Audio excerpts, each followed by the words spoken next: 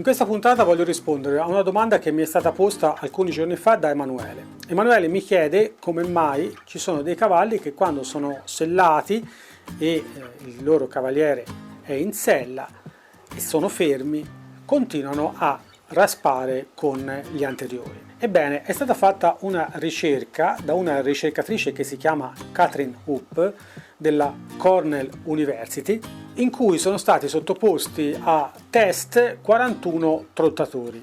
Questi trottatori, alcuni di loro, in particolare il 58%, avevano un comportamento analogo a quello di cui parla il nostro amico Emanuele. Dalla ricerca è stato evidenziato che questi trottatori tendevano a raspare molto di più nelle ore successive all'allenamento piuttosto che nelle ore precedenti. In particolar modo la ricercatrice Catherine Hoop non ha trovato un legame con problemi ortopedici evidenti rispetto al loro comportamento, se non il fatto che alcuni di loro, dopo aver scavato queste buchette con gli anteriori, andavano a porci dentro i posteriori, come se volessero trovare sollievo levando un po' di peso dagli anteriori.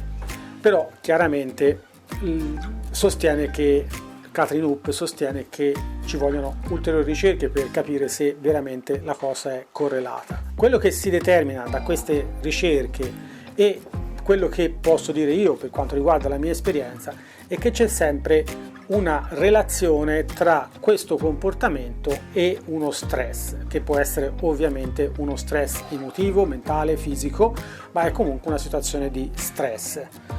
Tant'è che di solito voi cavalli che sono in natura o in branco o fuori al pascolo non glielo vedete fare, se non a volte per tirare fuori dal terreno alcune radici di cui loro sono particolarmente golosi. Un comportamento del genere di solito quindi è collegato a uno stress oppure a un'abitudine. Perché dico oppure un'abitudine? Perché chiaramente un cavallo che viene legato e tenuto lì del tempo senza fare niente, soprattutto un cavallo che noi che facciamo parelli definiamo estroverso, quindi un cavallo che muove facilmente i piedi, può capitare che in una situazione del genere inizi a muovere i piedi e, essendo legato, la cosa più semplice da fare appunto è raspare in terra. A quel punto il proprietario o chi magari sta lì vicino, a volte può succedere che vada lì e per tranquillizzarlo magari gli faccia una carezza oppure, peggio ancora, gli dia un premio,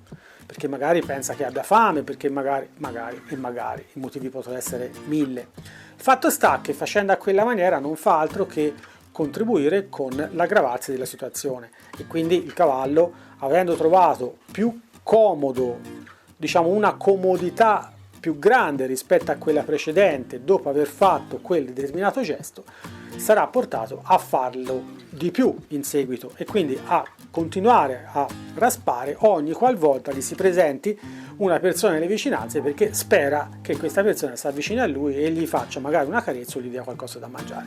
Per cui cos'è che noi possiamo fare in quel caso lì?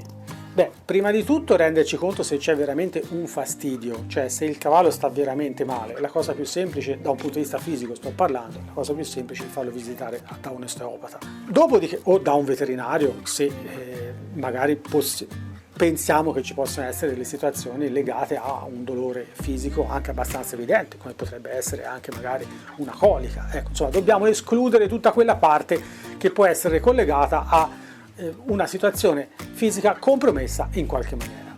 Una volta che ci siamo resi conto che non è una situazione del genere, che quindi è qualcosa che riguarda più la sfera emotiva o mentale del cavallo, allora possiamo cominciare a pensare a come risolverlo. Una delle attività più semplici che possiamo fare, un po' per rispondere alla domanda di Emanuele, è quella sicuramente di far muovere il cavallo. Cioè, se io sono sul cavallo e il mio cavallo inizia a raspare, quello che posso fare è aiutarlo a muoversi, perché tante volte i cavalli semplicemente si sono annoiati di stare fermi e quindi loro vogliono fare qualche cosa. Allora, a quel punto lì, se lui si vuole muovere, io lo faccio muovere in una maniera che gli crea un pochino di dispendio di energie e quindi crea un pochino di scomodità. Lo posso far muovere in un piccolo cerchio al trotto, lo posso far muovere in un piccolo cerchio al passo disimpegnando il posteriore ogni mezzo giro, gli creo una situazione di scomodità, anche se pur lieve come può essere quella che ho appena